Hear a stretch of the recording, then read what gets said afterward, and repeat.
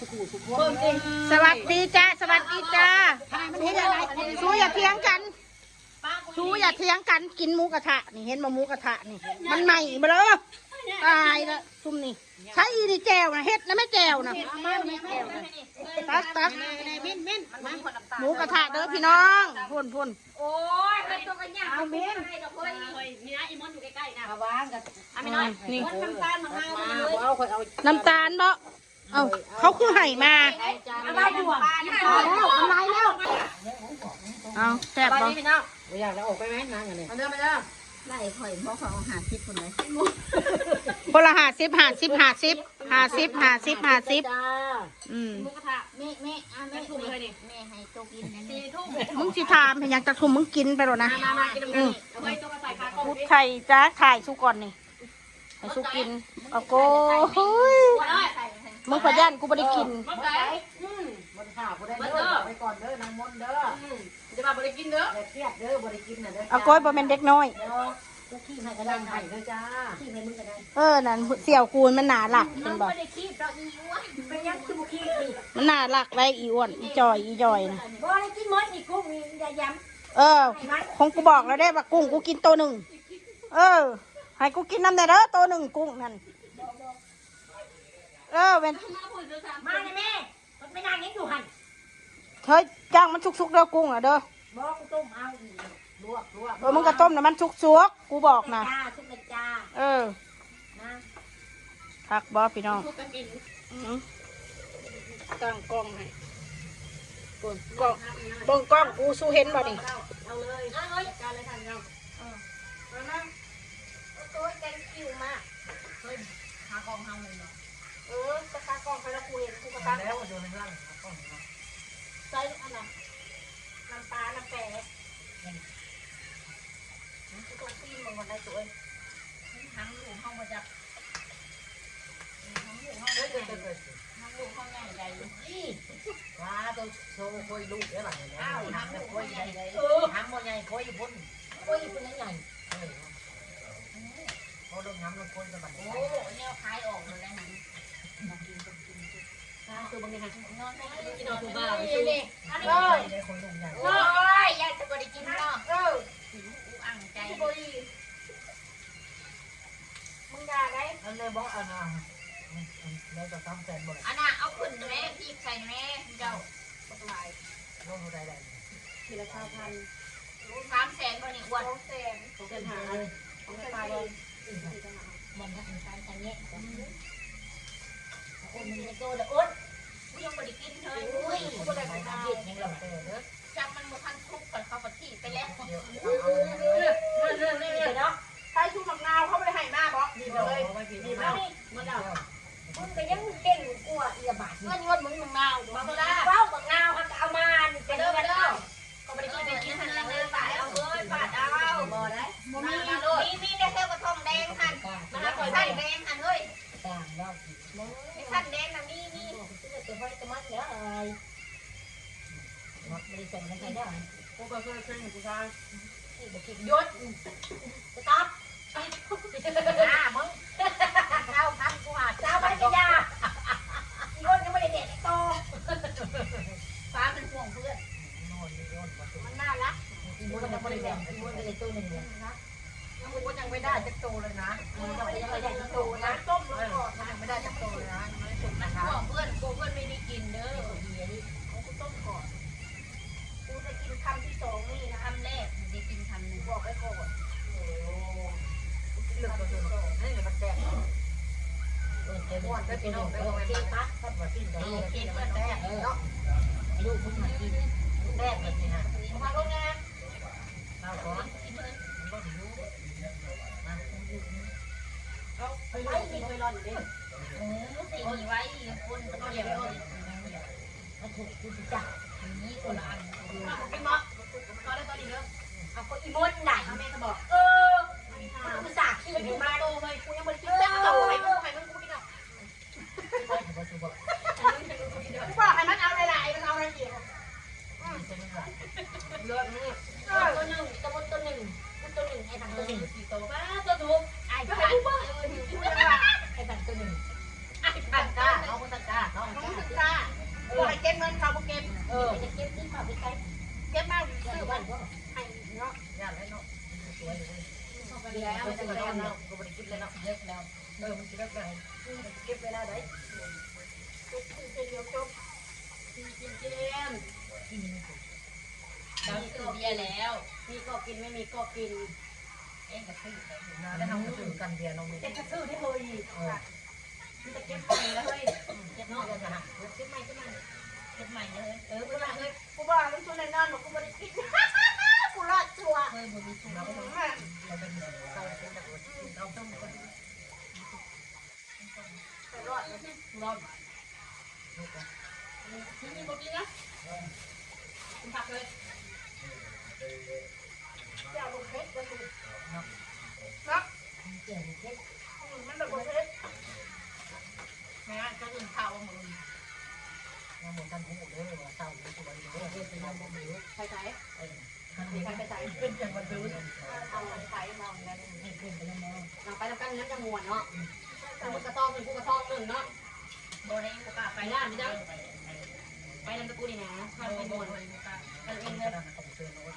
ไปเจอไปยัง กูเจอที่ไหนเขาเป็นมวนเนาะเป็นกูก่อน ไปเด้อเอาไปโดนอย่าไปละ รู้ทันก้าเนาะนี่นาป่านี่คืนช่วยกูก็จะถามเรา ใครหน้าใครตาแม่เนาะอย่านะบ่แม่นคนเงินว่าจากปากแห่ง ก็ ก็นั่น จะไปเห็นก็นั่น กูกล้าไปบองคน นะ หมูก็แม่นที่รักหมูเนาะ โมเมนต์แล้วเลย บ่แม่นแล้วจะนั่งเอาผู้ใดมาผู้เชิญจะสู้สู้กันเอาไปมาบ่รู้จักเขา นั่นแหละ เอ้ยอีหลีใด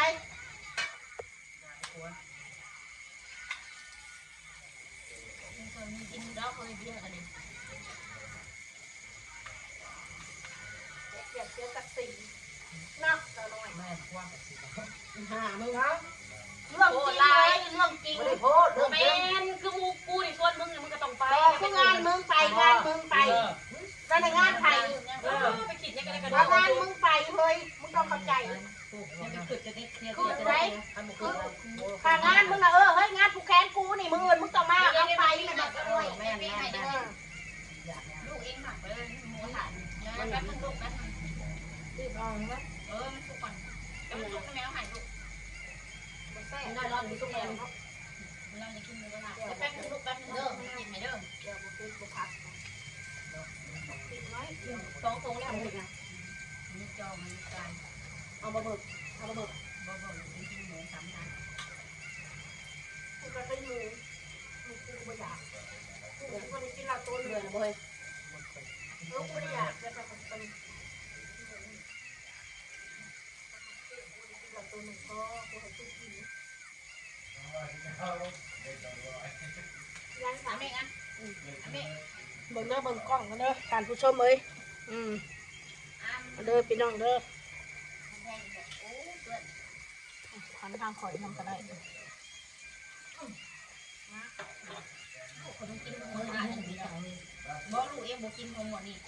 ยุ่งนะ มีแต่บอกเมฆกิน มานานก็กิน ไม่อยู่ห้องวะ บอกเมฆกินหมูกระทะนี่แล้วหมักเลยเนี่ยหมูกระทะ มันคนเดียวไปเนี่ยห้องมันเหมือนแล้วห้องที่กู มันก็เมื่อก่อนกูนั่นแหละ เนี่ยอายุคุณอยู่ห้องอะไรเนี่ยเงินหมูมันเดียว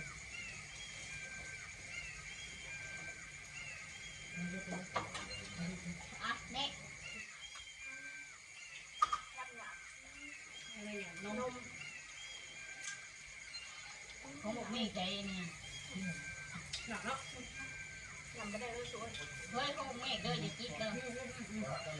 สู้น่ะกินผักนะกินอย่างกูสู้กินผัก อย่ากินเด้อของบอกเมฆอย่ากิน เบิดแบบ ของบอกเมฆของลูกชายกว่าอย่ากินเกินกินไป ผักขนาดใส่ลงไปหมดน่ะนิดหน่อยจะกินแบบนี้แหละ ไปขึ้นมาเลยอย่ากินของลูกเองเด้อนี่เลยยังมันเลย เอาลงมา เมฆเอาลูกอันเมฆเร็วๆนี่สิบ่ทันหมูเลยลูก มันแซ่บเนาะ นี่น่าจะกินเนาะ กินนี่มันแซ่บ จะกินอยู่เดียวกูมันชัด แม่เดี๋ยวก็เดี๋ยวก็เบิร์ด มันจะหลายคนจริงๆแล้วมันม่วน งานกันกิน ของมุกเมฆเด้ออย่าจิกอย่าจิก เอาไว้เป็นเนาะ ไม่เอาหวาน บ่แห้งมันบ่แห้งจิกไป บอกจะเป็นนมหนักๆมันหยาบหมดเลย บ่แห้ง นมยังหยาบเนาะ บ่แห้งมันกินมันกินแห้งๆได้ลูกชายเขาเลย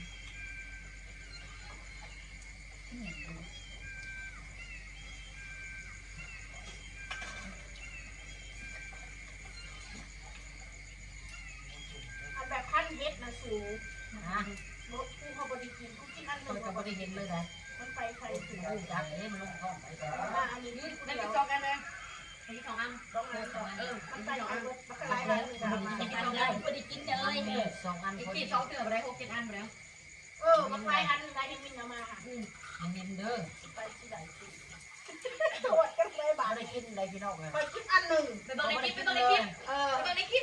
กูบ่ได้กินดอกกินลูกกูได้กินอะไรกูคอมเมนต์เด้อพี่น้องเด้อ เพื่อนลูก งานกินเนาะบ่ได้ก็กินให้มันอิ่มเลย แม่นไร เขากินหวานกัน การกินไม่เป็นไรเนาะ ออกกันเลิกพี่น้องเลยนี่ค่ะออกกันเบิ้ลสุก้นนั่งนี่ค่ะ เอาหาคลิปเจอพี่น้อง